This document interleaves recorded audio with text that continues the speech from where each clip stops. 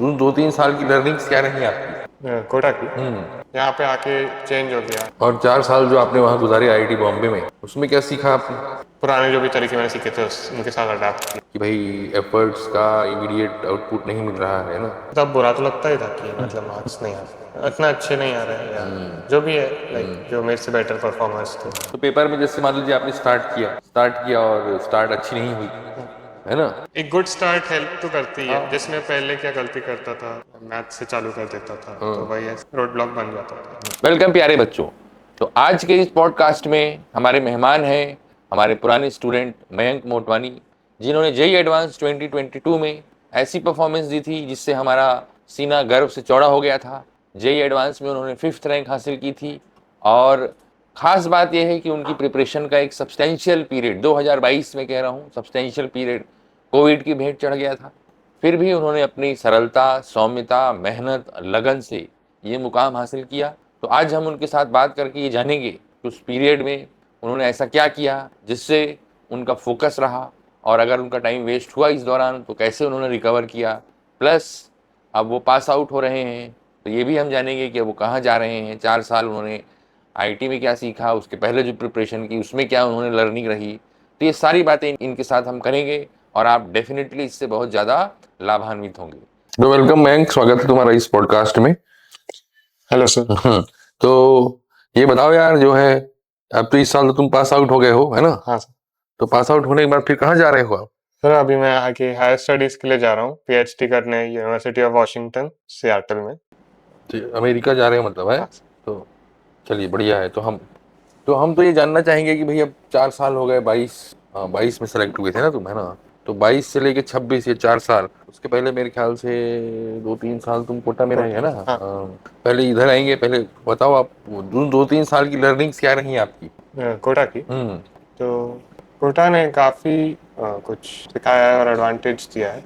सो अगर long term advantage की बात करें तो आई थिंक जो एक जैसे केमिस्ट्री में जो या फिर किसी भी सब्जेक्ट में जो मेजर चेंज आया मेरे प्रॉब्लम सॉल्विंग के फ्रेमवर्क में, वो यही था कि पहले हम लोग प्रॉब्लम्स ज़्यादा सॉल्व करते थे और उनसे लर्न करते थे कि कैसे चीज़ों को सॉल्व करना है, और ज़्यादा कॉन्सेप्ट्स पे उतना फोकस नहीं करते। पर अब यहाँ पे आके चेंज हो गया, जैसे केमिस्ट्री में थर्मोडायनामिक्स या ऐसा कोई चैप्टर है तो उसमें डेफिनेशंस ही हेल्प करती हैं, और वो आपको एटलीस्ट अगर कोई ज़्यादा कंट्राइव क्वेश्चन पूछ ले तो उससे बचा लेती हैं कि आप उसमें फंसो नहीं।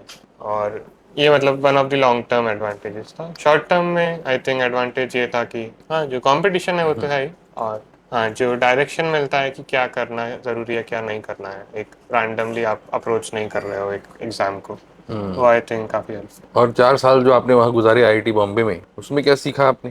तो आई थिंक जेई में आप एक प्रॉब्लम सॉल्विंग अगर अपन क्रिएटिविटी और डिलीजेंस में डिवाइड करें तो जेई में डिलीजेंस ही लगता है, क्रिएटिविटी मेरे ख्याल से तो ज़्यादा नहीं लगती है।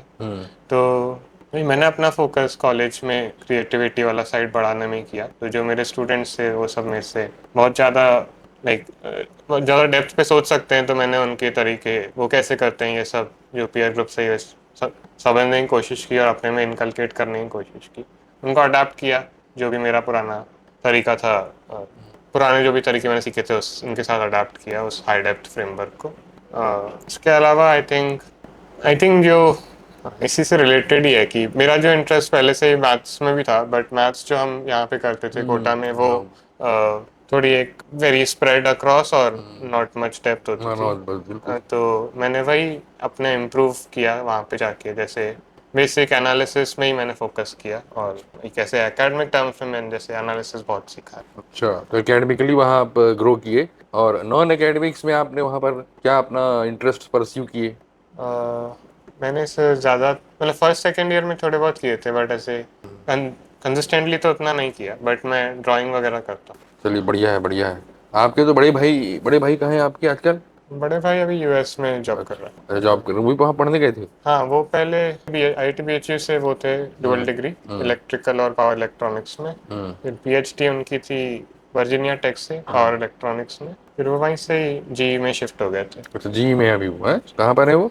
पिट्सबर्ग। पिट्सबर्ग में। अच्छा अच्छा, ठीक है। तो आप बाकी जैसे जो एस्पायरेंट्स हैं जो एग्जाम की प्रिपरेशन करना चाह रहे हैं ना, या कर रहे हैं, है ना। और वो जनरली क्या होता है कि थोड़ा डाइसी रहते हैं, है ना, कि भाई एफर्ट्स का इमीडिएट आउटपुट नहीं मिल रहा है ना।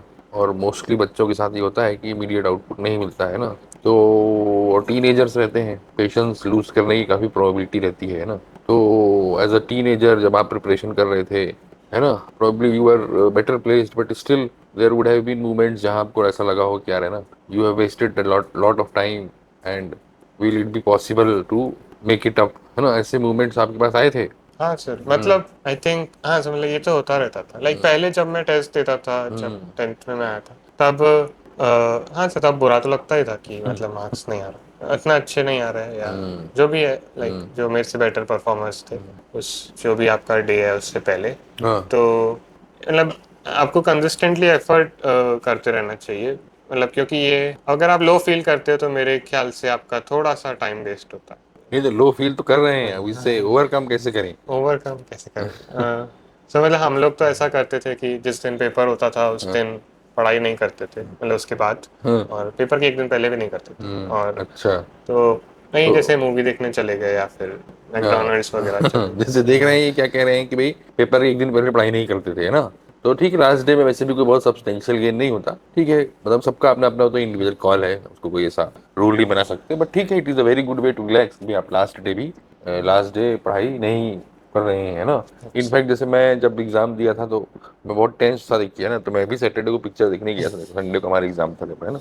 उस समय वो रैम्बो वेम्बो की तो पिक्चर आप लगी थी तो मैं देखा। पेपर से पहले, मेन पेपर से पहले हाँ, गए थे? जेई का पेपर था ना, सैटरडे को हम लोग पिक्चर देखने चले गए कि अब क्या करें यार, है ना, अब समझ में तो आ नहीं रहा है क्या पढ़े आज, है ना, है ना। तो वो तो खैर अलग समय था, है ना, अब समझ में नहीं आ रहा था क्या पढ़े, है ना, तो फिर हम लोग तो पिक्चर देखने चले गए थे ना, ठीक है, वो एक अलग चीज है। तो जैसा कि मयंक बता रहे हैं, आप सभी लोग ध्यान से सुनिए, है ना, कि भाई it is basically as far as possible relaxing yourself. जैसे पेपर होता है यार, है ना, तो पेपर में जैसे मान लीजिए आपने स्टार्ट किया और स्टार्ट अच्छी नहीं हुई, हाँ है ना, तो फिर उसको फिर अपने आप को वापस रिकलेक्ट करना, हाँ, ये है तो ना, ये होता होगा, हाँ सर, है ये ना। तो पहले पहले नहीं होता था। हाँ पर पहले जैसे मैं, मतलब आई थिंक एक गुड स्टार्ट हेल्प तो करती है। हाँ जैसे मैं पहले क्या गलती करता था, मैथ से चालू कर देता था तो हाँ। भाई ऐसे रोड ब्लॉक बन जाता था। बट हाँ, फिर मैंने केमिस्ट्री में स्विच किया। बट अगेन, अगर आप ये रिकवरी करना आई थिंक इम्पोर्टेंट है कि अगर आप क्वेश्चन नहीं बन रहा है तो आप उसको ऐसे अपने इंटेलेक्ट पे जजमेंट की तरह हाँ मत हाँ ट्रीट करो। हाँ भाई, और हाँ, क्योंकि जैसे ये सबसे इम्पोर्टेंट बात ये है, सभी बच्चों को ये ध्यान रखना चाहिए, सभी पेरेंट्स को स्पेशली ध्यान रखना चाहिए कि भाई it is not a judgement call, है ना। एक क्वेश्चन अपने से एग्जामिनेशन में 3-4 मिनट बनाने के लिए कह रहा है, maybe you have the intellectual prowess to do it, उस समय बट इंसिडेंटली समय नहीं है, परिस्थिति नहीं है, तो आप रिकॉल नहीं कर पाए, है ना। अब हालांकि एग्जाम ऑब्जेक्टिव एग्जाम है तो उसमें परफॉर्मेंस ऊंचे नीचे हो ऊपर नीचे होती है, बट अगर आपने सीखा हुआ है, जैसे हम बच्चों को एक एग्जांपल देता हूँ मैं बहुत, कि भाई आपने कोई पेपर दिया और आपको कुछ समझ में ही नहीं आया कि क्या दिया हुआ है पेपर में, तो आपका 0 नंबर आ गया। फिर आप अगली बार गए तो फिर आपको कुछ समझ में आया कि क्या क्या दिया था, बना फिर भी नहीं, है ना, हाँ फिर 0 आ गया आपका, है ना। तीसरी बार आप गए तो आपको समझ में आया, आपने बनाया और गलत हो गया, है ना, नेगेटिव। तो नेगेटिव आ गया। तो असेसमेंट, ऑब्जेक्टिव असेसमेंट के हिसाब से तो you are deteriorating, but only you know कि you have improved a lot, है ना, from a point where you could not understand कि क्या दिया है, to a point where you solve it, incidentally you didn't get the answer. तो assessment तो formally होता है, लेकिन असेसमेंट ऑब्जेक्टिव है, लेकिन लर्निंग ऑब्जेक्टिव नहीं होती, है ना। लर्निंग इज अ प्रोसेस, है लॉन्ग ना। और उसका ऑथेंटिकेशन तब होता है जब आप उसको सही करने लगते हो, लेकिन लर्निंग यही ग्रेजुअल प्रोसेस है, बहुत छोटे छोटे चीजों को आप सीखते हो जिससे आपको पता चलता है कि भाई अपन इम्प्रूव कर रहे हैं। खैर, उसका आखिरी मापदंड तो यही है कि भाई आपका एग्जाम में कितना नंबर आया, बट आपके पास एक लंबा समय है, उस दौरान आप अपने आप को धैर्य रखते हुए, तो मेरा तो ये मानना है भाई कि अब जैसे आपका क्या, मुझे पता नहीं कि भाई एग्जाम्स मतलब जर्नी जो है, ये जो पूरी जर्नी है ना प्रिपरेशन की, वो आपके लिए लर्निंग होती है। एग्जाम में तो नंबर जितने आएंगे आएंगे, है ना, हाँ सर, मतलब है मैं ना, भी एग्री। है ना भाई, ठीक है, ज़्यादा आपका भाई मान लीजिए आप बहुत अच्छी प्रिपरेशन किए और एग्ज़ाम आपका मान लीजिए खराब जाता, तो आपकी रैंक मान लीजिए 5 आई थी तो 75 आ जाती, 500 आ जाती, तो भी वो लर्निंग तो आपसे कोई छीन नहीं लेगा ना, है ना। Of course you will feel bad यार, I prepared so hard, but I think 15-10-15 दिन में निकल जाती हाँ वो तो है ना, उतना ही क्योंकि यू है। Move on to your next step, है ना, whatever learnings you have had, है ना, वही। वो तो आपके साथ रहेंगी। अब एग्जाम है, ऑफ कोर्स देखिए सबका अलग अलग पोटेंशियल होता है, एग्जाम के लिए अलग अलग प्रिपरेशन का लेवल होता है, तो उसके हिसाब से दैट पर्टिकुलर डे वो वैसा परफॉर्म करते हैं। और जैसा आपने मेरे ख्याल से आईटी में जाके, मेरे ख्याल से मैंने तो बहुत फील किया था भाई, है ना, कि भाई ऐसा नहीं है कि सब जो मान लीजिए कंप्यूटर साइंस के बच्चे तेज रहते हैं, इसमें कोई दो राय नहीं है, पर बाकी डिपार्टमेंट में बहुत बढ़िया बढ़िया हाँ लोग हाँ, रहते हैं, है ना। बहुत अच्छे लोग रहते हाँ, है ना। बहुत, तो जैसे मेरे को बम्बई जाने की सबसे बड़ी लर्निंग मेरे लिए तो ये थी कि भाई जब मैं वहाँ पर कुछ भी एक्टिविटी होती थी, कोई सी भी एक्टिविटी, एकेडमिक्स नॉन एकेडमिक्स, है ना, तो we could see lot of people who are much much much ahead and more talented than us हाँ in almost everything under the sun, है ना। हाँ so that made you believe कि भाई, है ना, कि भाई people are much much more intelligent, secondly much much more talented, हाँ, इन सेकेंडली, ग्रिड भी उनका ज्यादा फोकस हाँ, करते हैं। सेकेंडली जो मैंने फील किया कि भाई मोस्ट ऑफ द थिंग्स, मेरे को तो भाई गलत ही सही, लेकिन ऐसा लगता था कि भाई इम्पॉसिबल चीजें कम है, लेकिन दीज थिंग्स आर पॉसिबल, हाँ इसने ये किया, आप उसको जानते हो, आपका उससे इंटरेक्शन रहा है, then he did something which everybody outside में have a perception is beyond normal capacity, लेकिन आप जानते हो कि वो ऐसा कुछ नॉर्मल। नॉर्मल है ना। ठीक है ना। तो ये सबसे बड़ा जो मेरे को बेनिफिट हुआ था कि वहां पर, है ना, कि अपन कई सारी चीजें सोचते हैं कि यार पता नहीं कैसे लोग होंगे जो ऐसा करते होंगे, है ना, क्या उनका थॉट प्रोसेस होगा, क्या उनकी प्रिपरेशन होगी, है ना। मतलब इसका एक रिलेटेड हाँ, इंस्टेंस है, मैं पहले जैसे मैथ्स ओलंपियाड का जब हाँ, तैयारी करता था, जो भी पहले मैं कभी मतलब गो थ्रू नहीं कर पाया, एटलीस्ट इनमो के थ्रू या हम्म, एक बार के जो भी है। हम्म, पर जब मैं कॉलेज में गया तो जो भी मतलब मैंने प्रॉब्लम सॉल्विंग के तरीके सोचे, ठीक है कि हम्म, मतलब ज़्यादा टाइम स्पेंड करो तो हम्म, आपको वो ट्रिक सीखते जाते हाँ, हो, तो लगा कि ये तो मतलब अचीवेबल है अगर, हाँ हाँ, बिल्कुल बिल्कुल, है ऐसे। ना। इनफैक्ट मैथ्स ओलंपियाड में देखा जाए तो आपको कम प्रिपरेशन से भी काम चल हाँ जाता है ना, provided you are willing to invest time in solving problems once you have gone through theory, है ना, मतलब आप आराम से बैठे हो, 5-10 मिनट इधर उधर भी भटक हाँ लिए, है ना, फिर वापस आ गए, है ना, थोड़ा रिलैक्स फील कर रहे हो, तो शायद वो आपका थॉट क्लिक कर हाँ जाए, है ना। मेरे ख्याल से बाकी ओलंपियाड के तो फर्स्ट सेकंड स्टेज में आपको काफी स्पीड भी हाँ चाहिए, स्पीच। है ना। इधर थोड़ा सा क्या है कि मान लीजिए आरएमओ ही मान लो, फर्स्ट स्टेज आयोग की प्रोसेस स्टेज है, सेकंड स्टेज में ही आपको एम्पल टाइम मिलता है। हम ही लोग जब सॉल्व करते हैं काफी समय लेते हैं, चलो ऐसा करते हैं यार, इससे तो हो नहीं रहा है ना। इनफैक्ट कई बार हम जैसे नंबर सिस्टम का क्वेश्चन हमने सोचा है तो नंबर सिस्टम का है, और कुछ सोचा भाई इसमें ये लगाओ, बाद में बताया अरे नहीं इसका मतलब ये कॉम्बिनेटोरिक्स का हो गया यार, ये तो, है ना। तो एक एक्सप्लोरेशन जो होता है ना, वो इनफैक्ट हम कई बार बैठ के जब सॉल्व कर लिए होते हैं तो सोचते हैं यार इसको किस में डालें।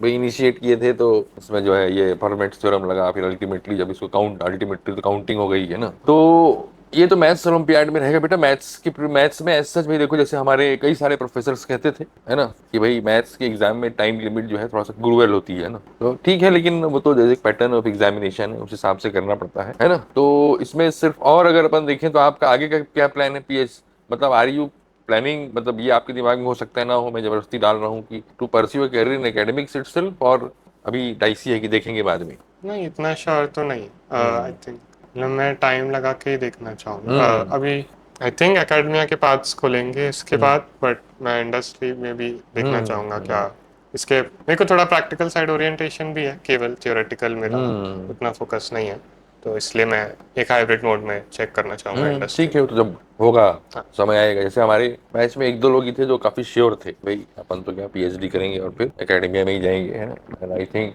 बस 2-3 लोग हैं जो मेरे ख्याल से जो डिसाइड किए थे तब वही कर रहे हैं आज भी, है ना। बाकी तो सब चीजें इधर उधर होती हैं। तो जो आप एस्पिरेंट्स जो हैं जो अभी प्रिपरेशन कर रहे हैं ना, उनके लिए आप एक दो लाइन बोलिए, क्या बोलना चाहेंगे आप उनके लिए।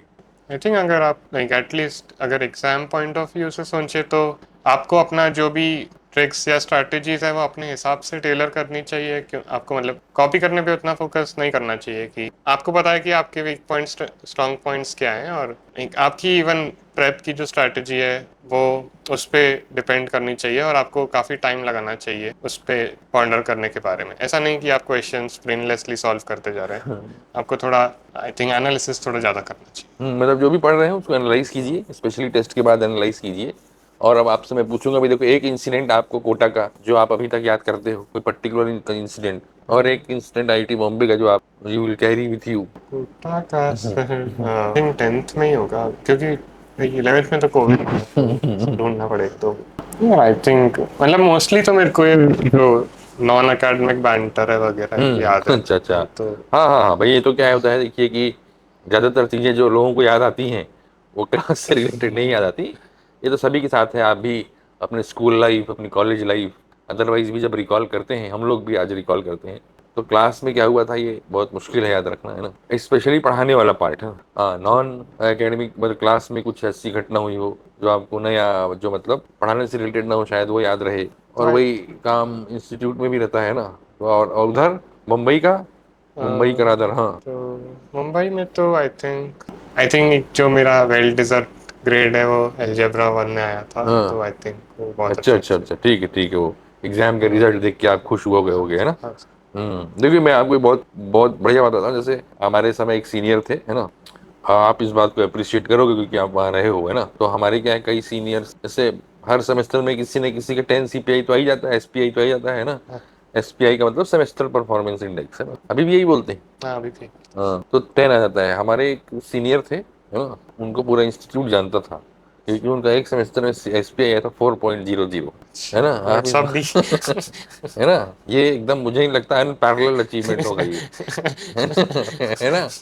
मतलब आप ये मयंक इसको समझ सकता है, देखिए कि it is a very difficult thing. वो गेम्स में होता है ना, milestone unlock, achievement unlock sir. है ना, ये ऐसी चीज है, देखिए मतलब बच्चे कि भाई अगर ज्यादा बना देते तो एक ग्रेड ज्यादा आती है ना। कम ग्रेड बना देते फेल हो तो फेल हो जाते जाते, है ना। तो हर पेपर, हर मतलब लैब से लेके थ्योरी के कोर्स तक, हैं, सब में डीडी है ना, है। सब में डीडी लाना एक मैंने तो अपने जो 8 सेमेस्टर में वहां रहा ऐसा कभी नहीं देखा, है ना। मतलब 10 कई लोग कहते थे कि 10 में तो सिंपल है भाई, ज्यादा नंबर भी लोगे तो भी 10 आएगा, 10 ही है ना। लेकिन 4.00 लाना, है ना, कि लैब तक में, है ना, जबकि लैब वैब में तो ग्रेड मिल ही जाती है अमूमन। तो हमारे में भी सर ऐसे होता है, लोग ऐसे हैं? क्या क्या ग्रेड अनलॉक हो गया ऐसे डिस्कस करते नहीं नहीं, तो हैं। जैसे वो मैंने तो अपने मतलब उसके बाद भी कई लोगों से मैंने इंटरेक्शन किया, पर वो अचीवमेंट 10 तो कई लोगों का आया है। लेकिन 4.00 शायद ही उसके बाद किसी का आया हो, या आया हो पता नहीं, है ना। बट एक जैसे फनी बात जो है वो मेरे को याद है, उनका नाम तो अब मैं क्या बताऊं, है ना। बट वो everybody in the institute cross year, everybody used to मतलब रिवर टू हिम, भाई देखिए ये लड़का है यार, है ना। पढ़ा हाँ कि सर। कितना पढ़ना है, कैसे पढ़ना है, इससे सीखो, है ना। तो हैं? बहुत वो मुश्किल है सर, है ना। हाँ। हाँ, तो ये एक बात थी, है ना। बाकी तो क्या है यार, देखो अब तो यूए कब जाना है तुमको।